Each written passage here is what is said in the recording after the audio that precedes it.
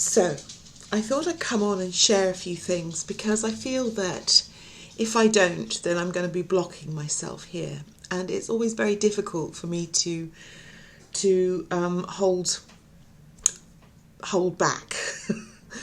And when I do, I just don't feel very well. So it's really important that I actually do speak out when I need to. And thank you if you are listening. I don't know if anyone listens anymore, but, for what it's worth, I'm going to share this. So, I don't watch television.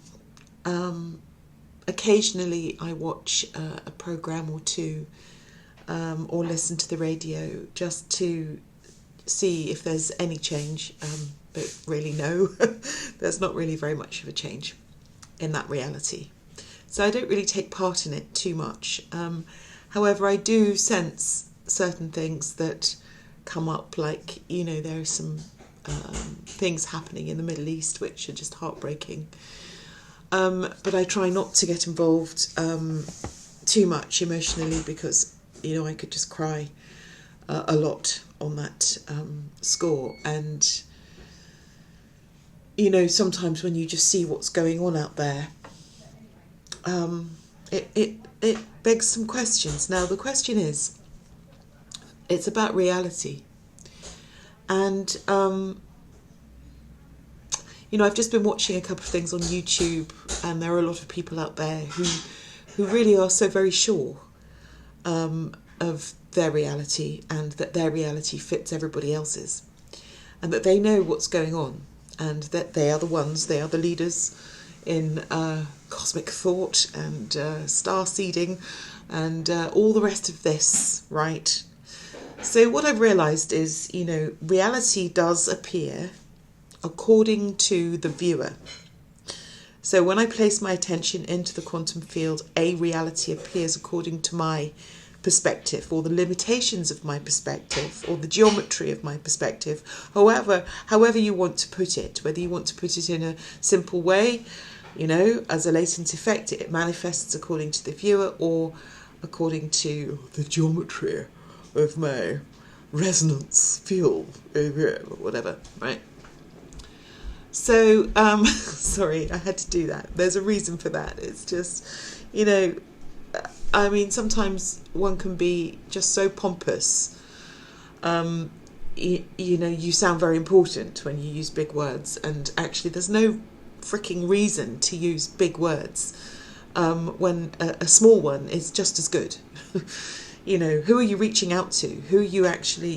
What are you saying? And so this is what I've been finding, is sort of a lot of pomposity, being caught up in their own verbosity, with people who just want to seem extremely important. And for anyone who's been around a few years, like nearly 60 years, you just look at these people and you just think, well, come on, really? Are you really that insecure? And then actually that makes me feel better because it's like, oh my gosh, I can really see that now. Which is a bit mean, really. But anyway, I'm just going to share that. That's just how I feel. It's just like, oh, well, maybe I'm not as insecure as I thought I was. You know what thought did. Anyway, so deep focus. So here I am, and I'm looking at reality, and I'm realising that, when you come into an agreement with somebody, that creates a stronger reality. And so when people go on about being a starseed, or being a this or being a that. Now, I have a connection in my meditations to Andromeda. And it's taken me a few years to really be able to articulate what that means. It means that what's going on inside my brain is a direct microcosm of what's out there in the galaxy, or known universe, or unknown universe. And that my attention comes to the fornix as I raise my consciousness, and stuff happens. I don't want to sound pompous, so I'm not going to go into that. But, light appears, and there's a connection between the fornix, fornax constellation. So therefore, you can see all these things.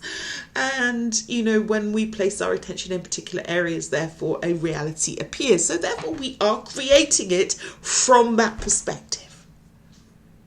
So the attention is the key. So wherever I place my attention in the quantum field, atoms appear. Now, if you go into the Quantum Self by Dana Zohar, I read that many, many years ago and just loved it. And, basically put, wherever we focus our attention, atoms appear. So therefore, atoms appear according to the perspective that we have. So therefore, if I say, oh yes, there's a Lyran war 30,000 years ago, or there's a, an Andromedan starseed, or there's a this or a that, well, it's going to be what? It's going to be, if I place my attention there, I'm going to create a reality around that. So then we have to really question what reality is, okay, and what creation is. Okay, so, when people say they are creating their reality, well, actually what they're doing is they are, as a latent effect, something happens, i.e., the quantum field takes a shape, you could say, or an anthropomorphic, there's my favourite word again, form, so that we can understand or comprehend energy in a tangible form, so that we can analyse it and process it through this thing here. So when people say, oh God, I find it really irritating. People are so sure that this is the way that it is. So, I was listening to Sasha, Stone, for a minute, as I used to know him very many years ago. And talk about being caught up on the verbosity room. Oh my gosh. Sorry, gonna say it, Sasha. Come on, not every reality fits yours. And, I think what we need to do is stop wading through, or having to wade through people's ideas. Because ultimately that's all they are. It's just an idea. So, question, what is an idea? Well, ideas can be really great, especially if you have an idea to build something very beautiful, like a beautiful building, or you write a song or a poem, or like those are ideas, and that's fine. It's happy wading then, isn't it? It's happy wading through those ideas. But what isn't so freaking great is wading through the endless nonsense, the endless drivel of an idle mind that has too much money to really know what to do with itself. It's like, oh, when you hear people say, well, when I was here and when I was there and when I, and me, my, me, moo, ma, it's like, hang on, guys, it's not about necessarily you. It's could be said, and I'm not saying it is, but it might be nice to consider more than just you. When you're a mother, you find yourself in a situation where, and I know that this is true for probably quite a number of mothers, right? I'm speaking to you, mamas. It could be said that you really, with love and gratitude, and sometimes not so much when you're doing the washing up for the billionth time on your own, you give your life as a sacrifice in a sense. Not really a sacrifice, it's because you love, to your child. And if you don't, then, shit happens. Perhaps not now, but later on down the road. So it's kind of like, it's about love, and it's about that sort of openness, the ability to question. So somebody I really like is Krishnamurti, who just questioned. He didn't say it was this, or it is that, or it isn't this, or could be that. He just questioned, and he's one of the nicest men or male speakers I've really enjoyed listening to, because he questions, because he asks us to just drop everything and just take a look. What is that? And then your life can be filled with wonder and beauty, because you're not saying something is something. you're noticing, and that observer, we know that reality changes when you really truly observe it, because of that observer effect, Schrodinger's cat, etc., etc. So when you're really viewing something, when you're really looking at something, then you're in the moment, you're in the present, and you're not analysing or creating endless ideas or stories. So, I really enjoyed a little bit of validation when I watched Sevan Bomar a few weeks ago, and he was talking about eidolons. And I'd had an experience with what I call a telesmic, which is similar to an eidolon. And it made me realise, that this is what's happening. We are wading through eidolons, idols, telesmic entities, which have all been created almost as a kind of fallout or what can I say? Just kind of like louche or substance, which has been created unconsciously and sometimes consciously. If it's an eidolon or a telesmic, it's a conscious thing that's been created by a group, or like a group soul thing. I mean, that is something that is very interesting, but I'm not saying it is that, but I have noticed that has been a phenomena which may or may not exist for other people. So, it's nice to be able to question that. Is it something? Is there a possibility that could... And I think this is the thing about, science, is that it's like, if you approach things from a very rational, scientific perspective, it's kind of good, because then you're not really getting carried away on the harmonics of the woo, and I've been accused of being a little woo-woo, which was good, because then I kind of thought, yeah, maybe I am a little bit woo-woo, and perhaps I need to actually, conjugate that a little bit with some science, or at least approach it in a scientific way, so that it's not based on just an idea. Well, an idea is great, but sometimes it's nice to qualify. When you look at a shape, you can say that 3 pi r is something that has been brought into existence and is a very good formula within the limitations of what it is, perhaps the 3 dimensions, for a circle or a sphere, and so it's like, what I'm trying to say is that I've dealt with people who've had SRA, and there's really no justification, because justification doesn't really come into it.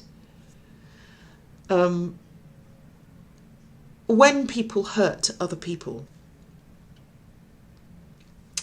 when other beings hurt other beings, there is no justification, because it's like you can't equate that word with causing pain to another. How can you justify that? Well, you can. You can make up stories. You can have ideas. And that's sometimes how people handle, what's going on and what's going on with other people. But the reality is that these realities are being created through the perspectives and through the limitations, you could say, of consciousness. Is that a justification? No, it's got nothing to do with justification. It just perhaps could be said that reality is created through the perspective and through the limitations or expansions of consciousness.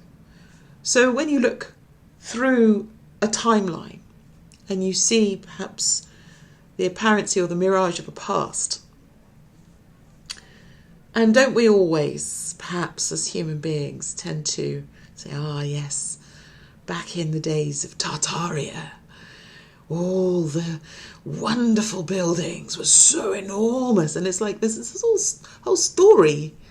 There's a whole story. It's a lovely story. It's an amazing story. You know, ooh, yes, there was a mud flood and there was a this and there was a that. And yeah, I've been down a rabbit hole after rabbit hole after rabbit hole, and I have come up smelling of rabbit poo. Okay?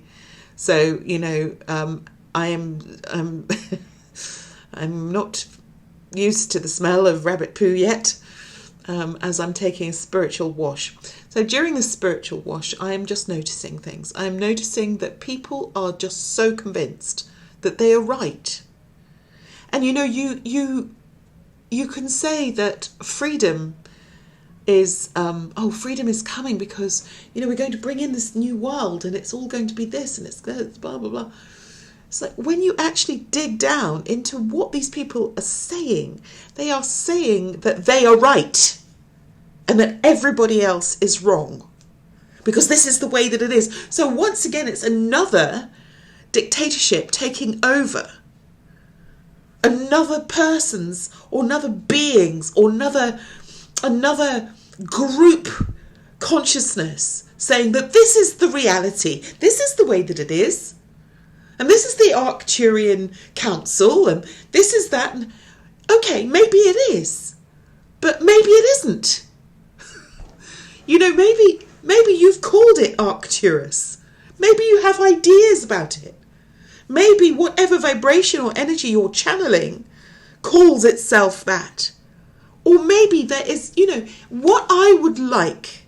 It doesn't mean to say that I disbelieve or that I haven't had my own experiences of these kind of things. But what I don't like is another narrative being thrust down my throat.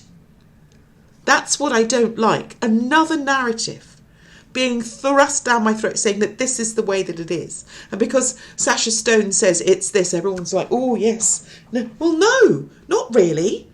Not if you have a mind that says something else. Now, my mind says that if I place my attention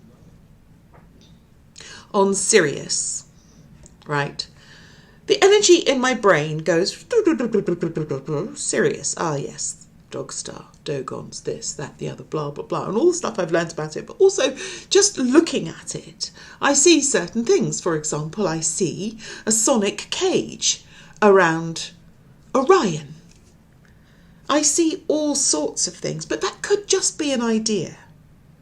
It might just be a symbol to represent something, which is the weaponization of ions in human form. It all comes back to the very same thing that the Christ was saying, which is love God, love the all that is, and love your neighbour as yourself. Two things, peace, two things. And when you take away, you strip away whether there's been reptilians, you know, at your door, or your neighbour's a banker with a W, or, you know, whatever it is, it's like, it comes down to two really simple things, and it really does. And how hard is that? It's the hardest thing. So you can go off on some great big jaunt and call yourself what you bloody well like, but can you love that mofo of a neighbour who's a banker with a W next door to you? Can you? Can you love yourself? Can you forgive yourself for being an a-hole? Can you forgive your parents, your mother, your sisters, cousin, brother? Can you? When they've really messed up because they've had a bad idea and made a bad decision. You know, things that haven't worked quite so well, things that have hurt other people. You see, it all comes down to this. You know, you can have as many posh words as you like, and I've got loads of them. I've stored them up over the years. They come out when I need them. less and less, because I don't want to. I don't want to play that game anymore. You know, I know how clever I am, or not, as the case may be. I can laugh at myself. You know, where are we really? Two things. Love God, love the all that is, love the creation of the beauty and that stillness of trees and nature and all of those beautiful things. And love your neighbour as yourself. So that means you love their bad ideas and you love their shit. You love everything. Ooh. That's the hardest thing. Those two things are the hardest thing. But everyone's like, kind of, oh yes, this ascension process. Yes, it's this. And the true ascension process is this. The true ascension process is when you're standing up